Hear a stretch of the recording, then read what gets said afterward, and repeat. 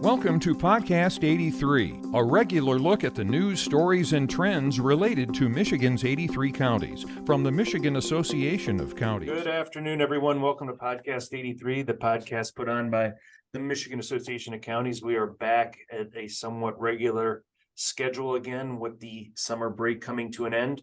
Legislators have been meeting in Lansing last week, this week, the next few weeks, of course. And we'll see kind of how this fall session plays out. So why don't we start off right there? Well, first of all, we're joined by the MAC staff, Deena Bosworth, Madeline, Fata, Samantha, Gibson. You know them all.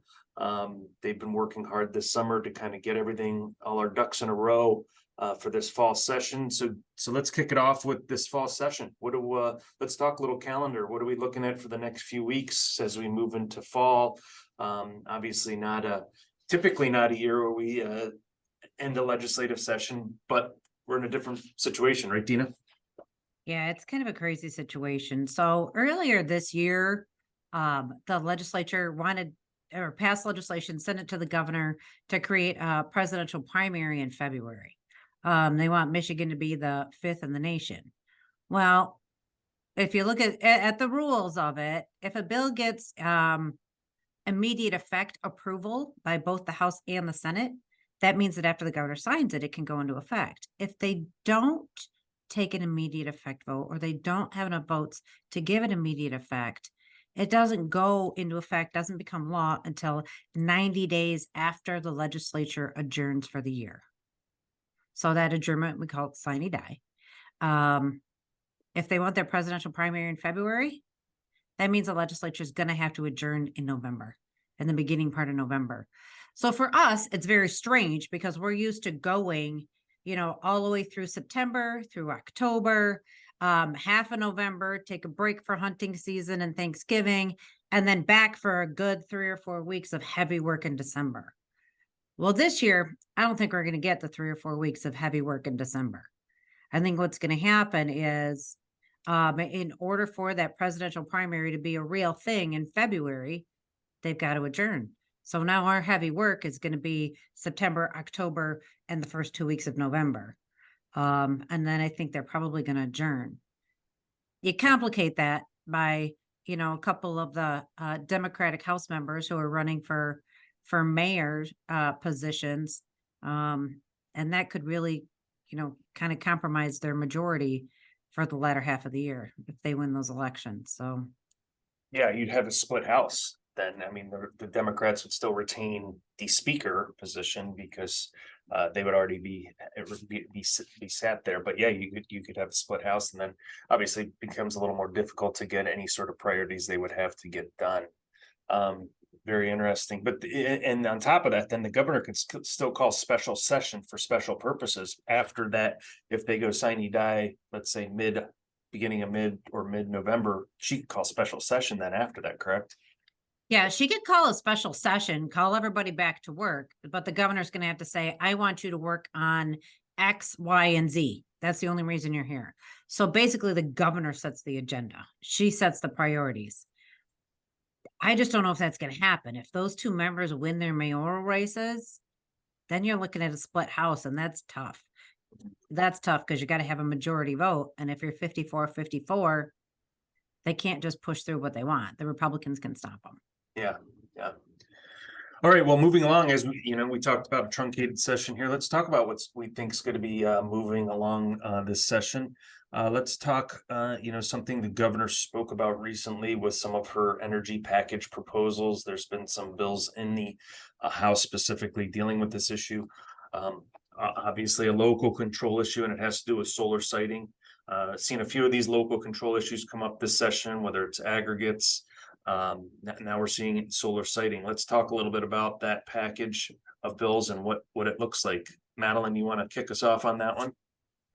Yeah, so we are anticipating legislation to reflect what the governor had stated in her address, that she would like to see the Michigan Public Service Commission to site, zone, regulate everything solar and wind. So that legislation hasn't been introduced yet, but we have seen drafts of it floating around, and we're definitely having internal conversations about what that would look like for locals.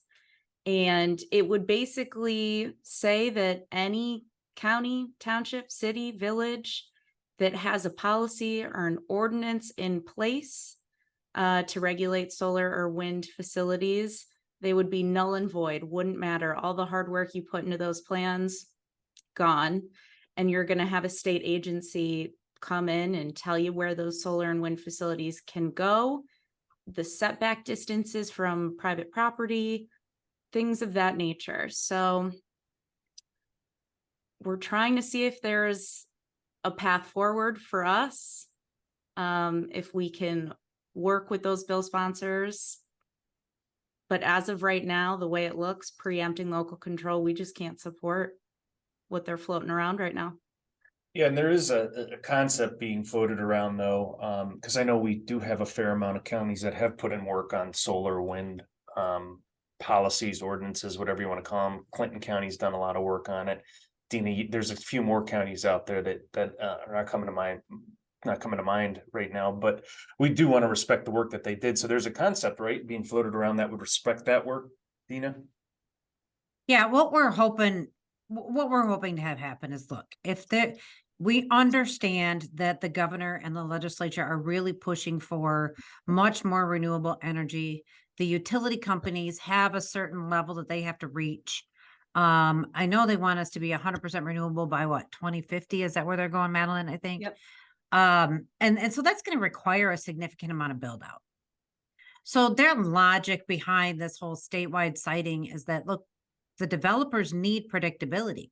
There are federal dollars available to help for this renewable energy build out across the state, and they want to be able to pull that down. Well, with, 1,800 units of local government with their own individual, take on renewable siting, renewable energy in general, development, it's extremely hard and complicated. So for that, we understand where they're coming from. But from us, we're like, whoa. So many of our counties and even other local units of government have put in the effort to say, hey, we agree to have some renewable energy build out the facilities. We've got our own rules. We don't want to have to see it. We want different kinds of setbacks. We want pollinator plants. I mean, really done the work. So our goal is to say, hey, let those counties who have done the work, who have put in the effort, that have, good, well thought out renewable energy build out plans for siting these facilities, let them maintain that. Don't take that authority away from them. And so I think, that's really what we're pushing is so many counties have already done the work. Yeah. Let that be respected. Let the local voices have a say in what's happening here. So we'll see. The legislation hasn't been dropped yet, but our goal is to just protect the work that our counties have done. Yeah, makes sense. Obviously a local control issue. All right, let's shift gears a little bit. Samantha, there's a joint hearing tomorrow on this on J&J issues. Can you talk a little bit about what's going to be discussed? Yes, so Tuesday morning, the Senate Judiciary and House Criminal Justice Committees are going to hold a joint hearing on the first 6 bills in the juvenile justice package. Those are all related to the county child care fund. I will be testifying in that committee specifically on our support for the reimbursement rate increase from 50 to 75%. And I do want to specify that that is for in-home and community-based services only. So under this legislation, moving forward, the reimbursement rates would be 50% for out-of-home or residential treatment facility care, and that includes the 17-year-old population, and then a 75% reimbursement rate for in-home or community-based services. So the Raise the Age grant that's set to expire in fiscal year 25, this is their solution in getting rid of that. Right now, the state reimburses at 100% for 17-year-olds. Moving forward, you'll have the 50 and the 75. And that 75 is to incentivize diversion, not putting kids in the residential, detention facilities and trying to keep them at home. And has this been discussed in our committees at all, this change yet? Have you guys discussed it at all in any of our committees? Yes, yep. Our Judiciary and our Health and Human Services committees, we've gone over what this change is going to look like. And what has the discussion been there? How have the committee members felt about it? People are glad to see the increase to the 75% to community-based services. There's concern around getting rid of raise the age, which we knew was coming. It was just a matter of what's it going to look like after the 100% reimbursement rate goes away.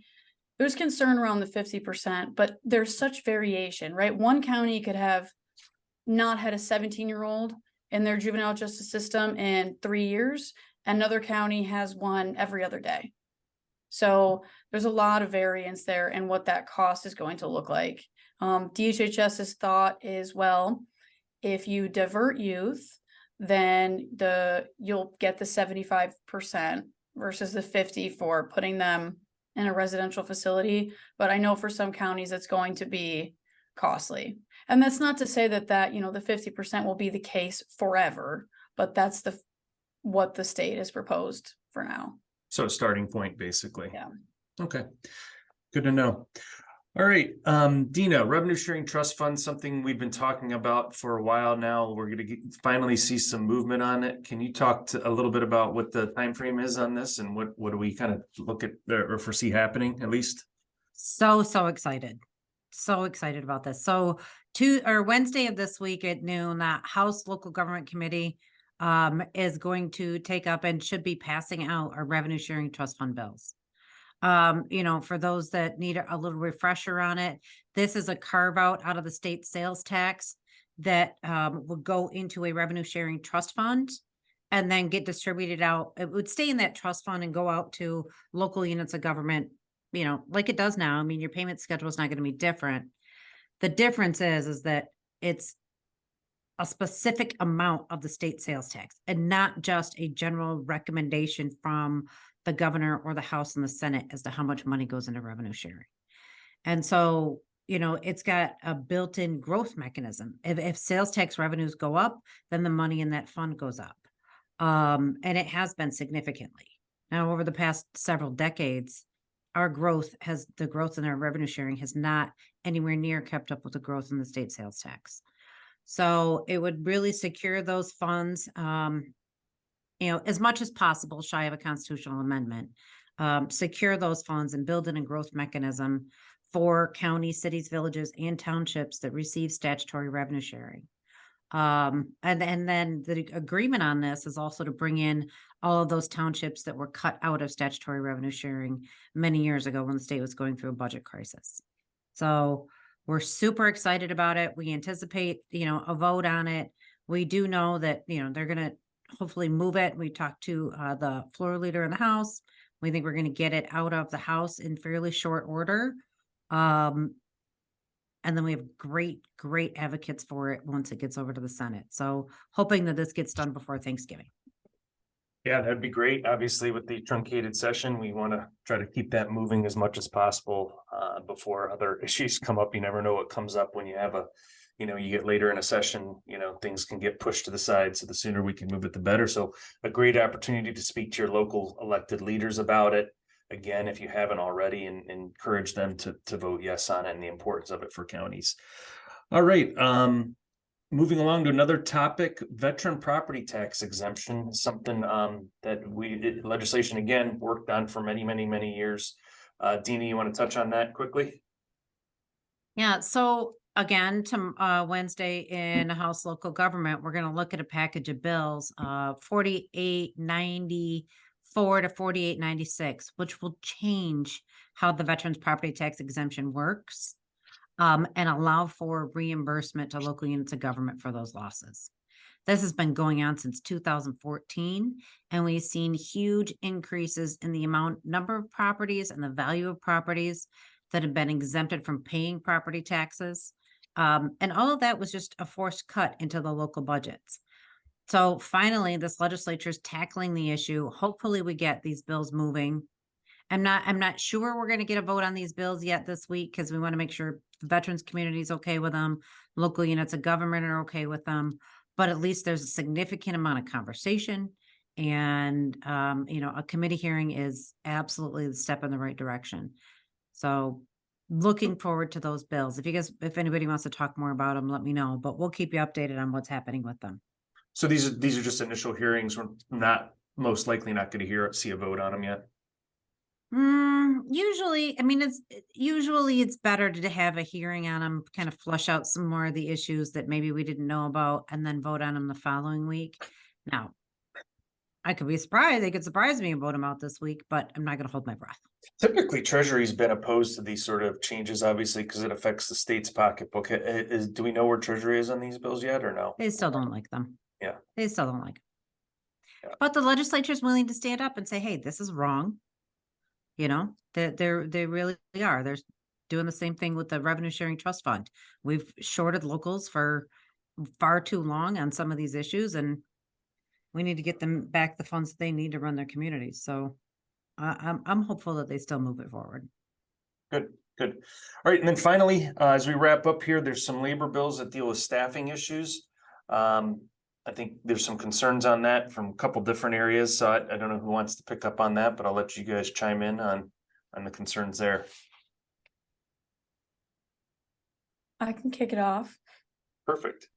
Thank you. Yeah, I mean, I think there's concerns on several fronts on this bill. It's a House Bill 4688, and it would make minimum staffing levels within a bargaining unit mandatory subject of bargaining. And so I know just from county medical care facilities, the issue that having mandated staffing ratios poses, as it is right now, it's difficult to fully staff these facilities, certainly not for lack of effort.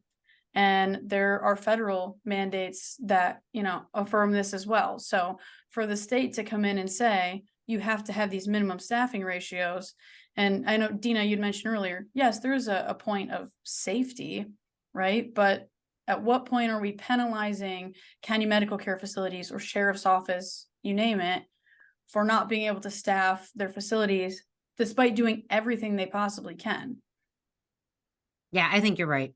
But what it is, especially for those, bargaining units that have binding arbitration, kind of makes me nervous to add yet another mandatory topic for the bargaining table.